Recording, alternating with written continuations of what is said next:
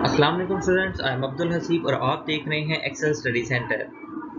सिर्फ आज की जो वीडियो ये एमडी कैट सीरीज़ की बायोलॉजी में सबसे फर्स्ट वीडियो है वायरसेस के मतलब। ये हमारे पीएमसी के सिलेबस के अकॉर्डिंग फर्स्ट टॉपिक है जो कि बायोलॉजी में इंक्लूडेड है। आज की वीडियो में हम इसके मतलब सारी इंपॉर्टेंट चीज़ें, चार्ट्स और ग्राफ्स को डिस्कस करेंगे जिससे आप इजीली सारे चैप्टर को क्विकली रिवाइज कर सकेंगे और प्रिपेयर कर सकेंगे। तो चलते हैं हम सबसे अपनी वीडियो की तरफ। Let's move on. अब ये जो है सबसे पहले जो है ये इंपॉर्टेंट कैरेक्टरिस्टिक्स हैं हमारे जो कि वायरसेस के चैप्टर में आते हैं, यानी कि ये हम इजीली निमोनिक के थ्रू तैयार कर सकते हैं। अगर एमसीक्यूज में वो पूछ ले कि which of the following are the characteristics of the viruses और which of the following is not the characteristic, तो हम इजीली वहाँ पर लोकेट कर सकेंगे। वी से वायरलेंट, आई से ऑब्लिक इंट्रासेलर, मीन के वायरस सिर्फ सेल के अंदर ही as a living organism act करता है और आउटसाइड द सेल ये as a non living organism act करता है। इसलिए इसे वायरस को बॉर्डर लाइन केस पे हम बॉर्डर लाइन केस कंसीडर करते हैं लिविंग और नॉन लिविंग के बिटवीन। और ब्रॉड रेंज एंटीबायोटिक रेजिस्टेंस होती है इनके, जिस तरह हम अगर एक ही एंटीबायोटिक सप्लाई करते जाएं तो ये वायरसेस उसके अगेंस्ट रेजिस्टेंट अपने जीन्स में प्रोड्यूस करते जाते हैं। इसलिए हमें हमेशा वायरसेस को ट्रीट करने के लिए एक जैसी एंटीबायोटिक्स का यूज़ नहीं करते, डिफरेंट एंटीबायोटिक्स का यूज़ करते हैं। Use unable to grow on artificial medium, वही यानी कि ऑब्लिक इंट्रासेलुलर है तो सिर्फ ये सेल के इनसाइड ही ग्रो कर सकते हैं, आउटसाइड नहीं। एस साइज स्ट्रक्चर शेप, यानी कि एस साइज स्ट्रक्चर और शेप की बेस पे हम इनको डिफरेंट क्लासिफिकेशन में कैटेगराइज करते हैं। ये जो क्लासिफिकेशन है सबसे मेन इंपॉर्टेंट क्लासिफिकेशन है बायोलॉजिकल क्लासिफिकेशन, वायरसेस, वायराइड्स और प्रायोन्स। इनमें क्या डिफरेंस होता है? वायरसेस बेसिकली आरएनए और डीएनए वायरसेस होते हैं और इनके अराउंड एक इन्वेलप कैप्सूल मौजूद होता है, जबकि वायराइड्स के अराउंड जो प्रोटीन कोट मौजूद होता है वायरसेस के गिर्द, और जबकि वायराइड्स के अराउंड प्रोटीन कोट मौजूद नहीं होता। और प्रायोन्स जो होती हैं ये बेसिकली क्या होती हैं, ये एबनॉर्मल प्रोटीन्स होती हैं, एबनॉर्मली फोल्डेड प्रोटीन्स होती हैं। अब ये हमारे पास क्लासिफिकेशन है बाल्टीमोर क्लासिफिकेशन। इसमें 1 2 3 4 5 6 7 मेन कैटेगरीज में हम वायरसेस को डिवाइड करते हैं। Double stranded DNA virus, single stranded DNA virus, double stranded RNA virus, और फिर सिंगल स्ट्रैंड आरएनए वायरस को मजीद दो क्लासिफिकेशंस में डिवाइड करते हैं, positive sense single stranded RNA और negative sense single stranded RNA. और फिर डिप्लॉयड सिंगल स्ट्रैंडेड आरएनए और साथ में next whether diploid circular double strand RNA. और ये क्लासिफिकेशन जो है ये बहुत ही ज़्यादा इंपॉर्टेंट है, अक्सर ही इसमें से बहुत सारे एमसीक्यूज आ जाते हैं। आपने इस क्लासिफिकेशन को मेन इनके नाम आपको आने चाहिए और साथ में ये जो एग्जांपल्स नीचे कोट की हुई हैं ये आपने प्रिपेयर कर लेनी है। इसके बाद नेक्स्ट क्लासिफिकेशन है जो हमारे पास आती है on the basis of host होती है classification, plant viruses, animal viruses और बैक्टीरियल वायरसेस। प्लांट वायरसेस में हमारे पास एक जो सबसे ज़्यादा टिपिकल और मोस्ट कॉमन एग्जांपल है वो है टोबैको मोज़ेक वायरस। और एनिमल वायरसेस में जो हमारे पास एग्जांपल्स हैं पिकोरना वायरस, HIV और भी बहुत सी एग्जांपल्स हैं। और बैक्टीरियल वायरसेस बैक्टीरियोफेज। अब बैक्टीरियोफेज के यानी कि बैक्टीरियल ईटर्स। अब क्लासिफिकेशन में हमने यहाँ पर ब्रॉड क्लासिफिकेशन है। अब इसमें एक चीज़ और ध्यान में रखें कि जो एनिमल वायरसेस हैं वो ज़्यादातर डीएनए वायरसेस होते हैं और प्लांट वायरसेस ज़्यादातर आरएनए वायरसेस होते हैं। और क्योंकि एग्ज़ाम में अक्सर क्वेश्चन वो पूछता है कि which of the following is a DNA virus और आरएनए वायरस, या तो वो वायरस का ऊपर नाम कोट कर देते हैं और फिर नीचे क्लासिफिकेशन में पूछ लेते हैं ये डीएनए वायरस है, आरएनए वायरस है या कौन सा वायरस है। तो अगर आपको एक मेन रफ आइडिया लगाना हो, यानी कि अगर आप एक्सक्लूडिंग टेक्निक के लिए कि इनमें से अगर आपको बिल्कुल MCQs 100% नहीं आ रहा तो आप एक्सक्लूडिंग टेक्निक में ये यूज़ कर सकते हैं। एनिमल वायरसेस ज़्यादातर डीएनए होते हैं और प्लांट वायरसेस ज़्यादातर मैक्सिमम आरएनए वायरसेस होते हैं। अब शेप्स ऑफ द वायरसेस की बेसिस पे हम इन्हें रॉड, कॉम्प्लेक्स और स्फेरिकल इन मेन कैटेगरीज में डिवाइड करते हैं। रॉड एंड हेलिकल, इसमें टोबैको मोज़ेक वायरस की एग्जांपल है। रॉड कॉम्प्लेक्स में रॉड एंड क्यूबिकल दो शेप्स मिला के आ जाती हैं, जिस तरह आपने बैक्टीरियोफेज की शेप देखी होगी। और स्फेरिकल में हमारे पास सबसे ज़्यादा कॉमन एग्जांपल पोलियो वायरस की होती है। अब ये क्लासिफिकेशन है जो डीएनए वायरसेस है, मेन इंपॉर्टेंट डीएनए वायरसेस जो अक्सर ही हमारे एमसीक्यूज में पूछे जाते हैं। बी हैप्पी इसका निमोनिक है, बी हैप्पी। बी से बैक्टीरियोफेज और एचबीवी हेपेटाइटिस बी वायरस, ये दो वायरसेस आपने बी से याद रखनी है। ए से herpes सिम्प्लेक्स और ए से एडिनो वायरस, पी से पैरवो वायरस और पी से पॉक्स वायरस।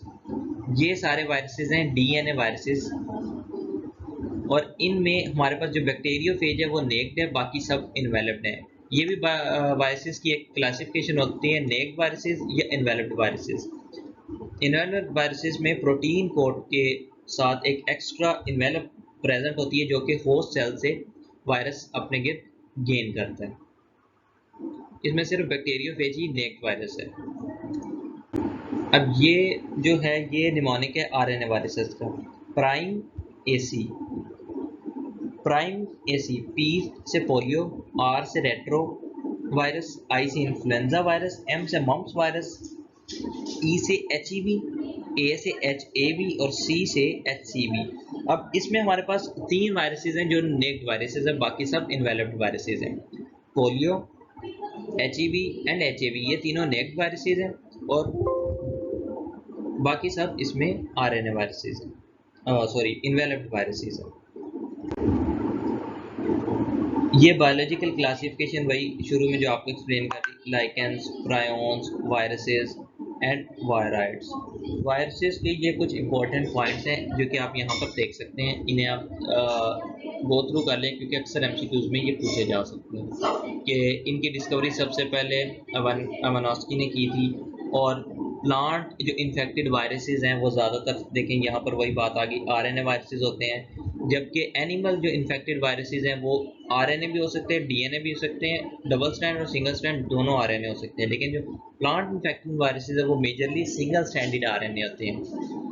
और एनिमल इन्फेक्टिंग जो वायरसेस ज़्यादातर डीएनए वायरसेस होते हैं, लेकिन उनमें आरएनए वायरसेस की भी कुछ टाइप्स आ जाती हैं। और जो बैक्टीरिया को इन्फेक्ट करते हैं वो बैक्टीरियोफेजेस आ जाते हैं हमारे पास। अब यहाँ पर ये हमारे पास स्लाइड है HIV वायरस की, human immuno deficiency virus. HIV virus के ये जो स्पाइक्स आपको नज़र आ रहे हैं ये GP20 प्रोटीन्स होती हैं। इसके अलावा इसके पास ये HIV का कैप्सिड होता है।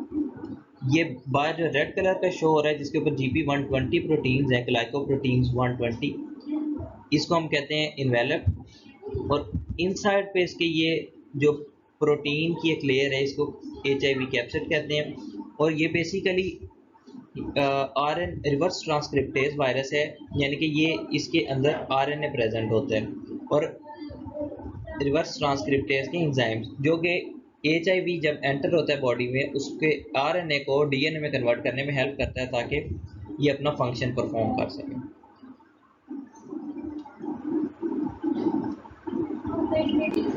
अब यहाँ पर ये जो है HIV वायरस का कि ये किस तरीके से फंक्शन करता है उसका एक ग्राफ शो किया गया है। इनकी ये वायरस जब आता है इसके जो GP20 यानी कि ग्लाइकोप्रोटीन्स 120 होती हैं, ये सेल पर पड़े CD4 रिसेप्टर्स में जाकर अटैच होते हैं। और ये HIV वायरस प्रेजेंट मंकीज़ में भी होता है और डिफरेंट एनिमल्स में भी होता है, लेकिन इनफेक्ट सिर्फ ह्यूमंस को करता है। इसकी बेसिक रीज़न क्या है कि यहाँ पर ये CD4 रिसेप्टर्स प्रेजेंट होते हैं और बाकी के एनिमल्स में उनके सेल्स पर CD4 रिसेप्टर्स प्रेजेंट नहीं होते। ये भी अक्सर MCQ पूछते हैं कि HIV प्रेजेंट तो डिफरेंट एनिमल्स में होता है लेकिन इनफेक्ट सिर्फ ह्यूमंस को ही क्यों करता है। उसकी रीज़न ये है कि ह्यूमंस के सेल पे CD4 रिसेप्टर प्रेजेंट होते हैं जहाँ पर आकर जो इसका इन्वेलप है HIV का उसके ऊपर जो ग्लाइकोप्रोटीन 120 है वो अटैच हो सकती है। बाकियों में बाकी जितने सेल्स हैं एनिमल्स के उनमें CD4 रिसेप्टर प्रेजेंट नहीं होते, अटैच होते हैं।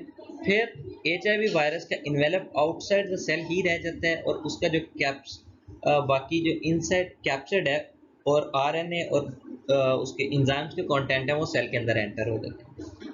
जब सेल में ये एंटर होता है स्टेप 2 पर, फिर क्या होता है कि इसके साइड पे जो कैप्सिड है ये डिसइंटीग्रेट हो जाता है, RNA और जो रिवर्स ट्रांसक्रिप्टेज के एंजाइम्स हैं वो साइटोप्लाज्म ऑफ द सेल में आ जाते हैं। और फिर नेक्स्ट जो वायरल आरएनए है वो कन्वर्ट हो जाता है वायरल डीएनए में, किसकी मदद से?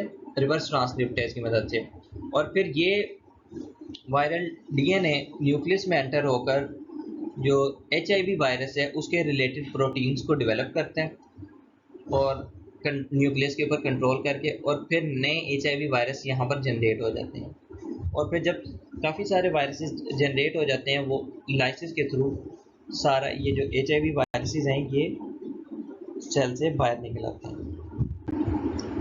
अब इसके बाद लास्ट जो प्रोटीन्स पे हैं हमने क्लासिफिकेशंस को डिस्कस कर लिया। मेन क्लासिफिकेशंस के अलावा आपने इसकी जो डिस्कवरी है वो डिस्कवरी ऑफ वायरसेस वो बुक में जो एक पेज है आपकी बायोलॉजी की बुक में उसको रीड आउट कर लेना है। और उसके बाद जो डिजीज़ हैं यहाँ पर मैंने कुछ मेन डिजीज़ का चार्ट पेश कर दिया ताकि आपको याद करने में ईजी हो। इसके अलावा जो बाकी की डिजीज़ हैं आप बुक से भी थोड़ी डिटेल में स्टडी कर लें। ये क्विक रिवीजन के लिए है ताकि आपको जो एंड पे रिवीजन करने में आसानी हो, उसके लिए आप इसे देख सकते हैं। कॉमन कोल्ड ये हमारे बुक में नहीं मेंशन्ड है, मम्प्स मेंशन्ड है, मीजल्स मेंशन्ड है, वायरल हेपेटाइटिस मेंशन्ड है, ये वायरल हेपेटाइटिस मेंशन नहीं है, लेकिन इसे आप फिर भी यहाँ से चार्ट से देख लें। चिकन पॉक्स है और पोलियोमाइलाइटिस, ये मेन डिजीज़ हैं जिन्हें आप इन चार्ट के से गो थ्रू कर लें।